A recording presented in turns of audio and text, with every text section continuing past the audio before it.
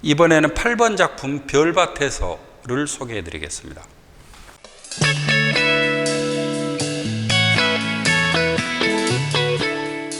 별밭에서는 전미영 선생 작품이고요. 우선 미션부터 읽어볼게요. 신동엽 시인의 생애에서 가장 중요한 장소는 생가 마루이다. 시인은 이곳에서 일제강점기에는 야학운동을 했고 해방 후에는 친구들과 문학 공부를 했으며 야화, 들불이란 뜻이에요. 야화라고 하는 문학 동인을 만들어서 활동했다. 서사시 금강도 본 뒤 하늘을 보아라 라는 제목을 붙이려다가 이곳 친구들의 반대로 서사시 금강으로 바꾸었다. 그 친구들은 대부분 신동엽 결혼식 때 우인 대표로 이름을 올렸는데 현재 전시관에 있는 청첩장에 이름을 올린 우인 대표는 13명이다. 그러니까 저 13명이 우인 대표 명단에 적혀 있거든요. 저희 문학관을 하고 있는 동안에 그 박물관이나 문학관 같은 데를 전혀 오지 않을 것 같은 할아버지가 다녀가신 분이 2분이에요. 다 해서 한 분씩 다녀갔는데 전혀 이 문학관을 관람하실 가능성이 없어 보이는 시골 할아버지인데 아주 꼼꼼히 들여다보더라고요. 나중에 물어보니까 신동엽 친구라고 저 마루에서 같이 활동했었다고 이렇게 얘기를 해요. 신동엽 고향 친구들이 있는 장소니까 그래서 그 이름을 이제 그 청첩장에서 우인 대표 그 명단이 적혀 있거든요. 그 우인 대표 명단을 찾아보니까 있어요. 거기에가. 그래서 저 마루 이야기가 특별히 중요하기 때문에 그 스토리를 전할 수 있는 상징물이 필요하다 해서 이제 이야기에서 나온 작품이 별밭에라고 하는 작품입니다. 이 별밭에라고 하는 작품 제목은 왜 그렇게 지었냐면 신동엽 시 중에 별밭에서라고 하는 시가 있어요. 별밭에서라고 하는 시 때문에 별밭에라고 하는 제목을 썼는데 이 별밭에서라고 하는 시는 무슨 말이냐면은 신동엽 시인이 나중에 이제 명성여고 교사를 했잖아요. 서울에서 명성여고 국어 선생님 하면서 교지 편집을 담당하는 선생님이었어요. 교지 편집위원회 지도 선생님인 거죠. 그 명성여고 교지 제목이 성원이에요. 별 성자 마당원자. 이게 성원, 이게 별밭이라고 하는 뜻이죠. 이제 성원 별밭에서라고 하는 시는 그 명성여고생들의 그들의 장소에 대한 그들의 그 공부하는 터전에 대한 이제 얘기를 쓴 건데 별밭에라고 하는 제목으로 왜 친구 13명을 저기에다가 기록을 해두려고 했냐면은 신동엽 시 1930년생이에요. 그때 날 때는 국남지 가까운 곳에서 났어요. 5살 때 이사를 왔어요. 그러니까 1935년에 이사를 왔다고 추정할 수 있어요. 그때는 저 생가가 초가지붕이었어요. 초가지붕이어서 1985년에 저 뼈대들이 다 삭고해서 1985년에 다시 짓습니다. 다시 짓는데 사모님이 박물관 전문가잖아요. 그래서 모양을 그대로 복원을 시켜놓은 거예요. 그래서 기둥이랑 그 집뼈대는 바뀌었는데 그때 방문을 열어놓으면 사진 풍경이 똑같이 나오게 지금 생가에서 사진을 찍으면 신동엽 시인이 1960년대에 찍었던 사진과 풍경이 같다닙니다. 근데 저렇게 다 바꿀 때 바꾸지 않은 게 하나가 있어요. 마루를 안 바꿨어요. 마루를 그 마루 그대로 쓴 거예요. 신동엽 시인이 직접 접촉했던 것은 그 생가 마루오고 집 뒤에 생가 뒤에 장독대 뒤에 감나무가 있었다고 기록되어 있거든요. 지금 저 감나무 2개가 그때 그거 그대로입니다. 이제 저 생가 마루가 왜 중요하냐면은 신동엽 시인이 야학 운동을 했는데 제가 그 신동엽 가을 문학제 할 때인데 한 4년쯤 전이 아닐까 싶어요. 이 마당에서 행사하는데 여기에 제가 서 있는데 어떤 분이 젊은 분이 저한테 와서 이제 인사를 해요. 아는 체를 해요. 하면서 어떤 얘기를 하냐면은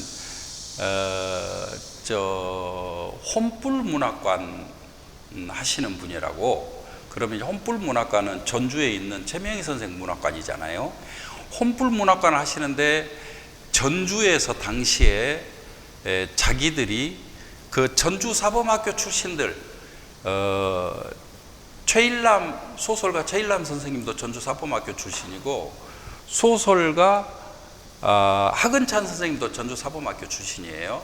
이 사범학교 출신들 사진을 가지고 사범학교가 있었던 근처 마을들에 나이든 할아버지 할머니들에게 이 사진을 들고 찾아다녔대요. 혹시 기억나시는 분이 있습니까? 이 중에서 다 기억을 못하는데 신동엽을 딱 찍어서 신동엽을 기억하더라는 거예요. 이 사람 우리한테 한글 가르쳐준 사람이다. 전주에서 야학 운동을 아주 열심히 한 거예요.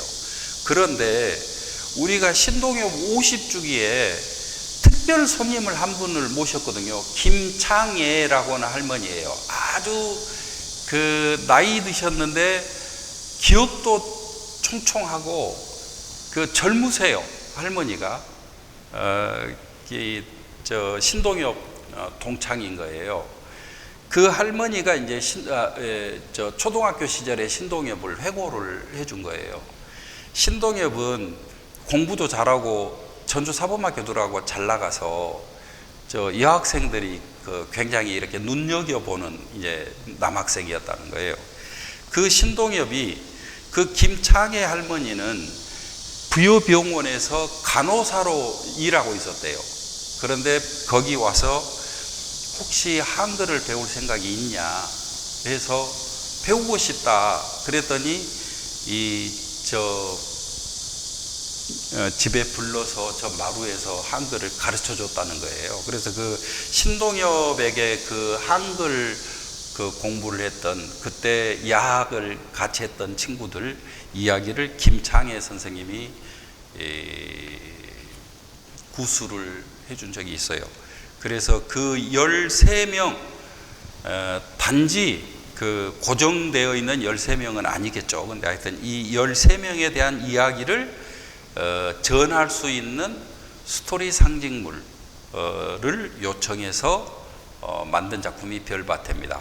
원래는 그래서 저 마루와 가장 가까운 담벼락에 붙이려고 했는데 생가 앞집 담벼락에서 승낙을 안 해줘요. 그래서 이제 고민을 하다가 지금 신동엽 문학관 중에서 아주 훌륭한 공간이 있는데 실질적으로 사람들이 많이 사용하지 않는 공간이 건물 위에 옥상입니다. 건물 옥상이 아니고 공원이에요. 위에 가보면은 이 공원을 좀 넓게 이렇게 사용할 필요가 있기 때문에 이제 그곳으로 옮겼더니 장소가 안성맞춤으로 딱 됐어요. 별밭에라고 하는 작품은 신동엽 생가 마루에서 활동했던 친구들을 기억하기 위해서 만들어 놓은 작품입니다.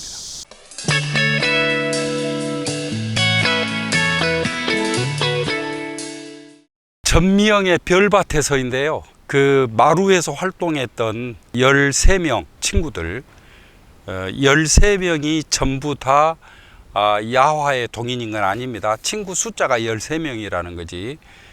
그 중에 이제 야화 동인들이 대부분이죠. 그거를 사람 얼굴로 표현을 한 게 아니라 별밭에 해와 달과 별과 지금 해와 달과 별은 하늘에 떠 있는 거잖아요. 그 다음에 이제 공중에는 꽃과 바람과 꽃나무에서 떨어져 있는 이파리와 씨앗과 지금 하나, 둘, 셋, 넷, 다섯, 여섯, 7개죠 현재. 지금 마루에 앉아 있는 사람들을 기호하고 있는 거예요. 그래가지고 이제 이쪽을 보면은 이쪽에는 주로 이제 어떤 모습들을 하고 있냐면은 이것이 씨앗이고 이거는 물방울이에요. 물방울과 씨앗과 그 다음에 표주박과 촛불과 등불, 촛불이 아니라 호롱불이네요, 모양이. 그 다음에 책과 그 다음에 찻잔, 이렇게 하나 둘 셋 넷 다섯 여섯, 저쪽에 7개, 이렇게 13개를 그렸어요. 이 판이 지금 마루라고 이렇게 생각하면 될 거예요. 마루에 각 앉아서 한글을 배우기도 하고 문학 공부를 하기도 하고, 그리고 그들 중에 대다수는 들불이라고 하는 뜻을 가진 야화라고 하는 문학 동인을 만들어서 활동했고, 제가 어느 책에서 우연히 봤는데 그때가 1953년인가 그 무렵인 것 같아요. 메이데이 있잖아요. 5월 1일. 5월 1일 메이데이가 노동자의 날. 왜 5월 1일이냐면은 미국에서 들불, 야화라고 하는 노동자 모임이 출발을 했더라고요. 그래서 그 날을 기념해서 그 세계 노동자의 날을 만들었어요. 그 시기하고 신동엽 시인이 이 활동을 한 시기가 매우 비슷해요. 그래서 거의 같은 시기에 신동엽의 마루에서는 별밭이 어우러져서 야화라고 하는 문학 동인을 시작을 했고, 미국에서는 노동자 모임을 시작했고 한 것 같습니다. 그래서 그 무렵 인류의 감수성은 들불이라고 하는 것을 매우 강렬하고 강한 것으로 이렇게 이해를 했던 것 같습니다.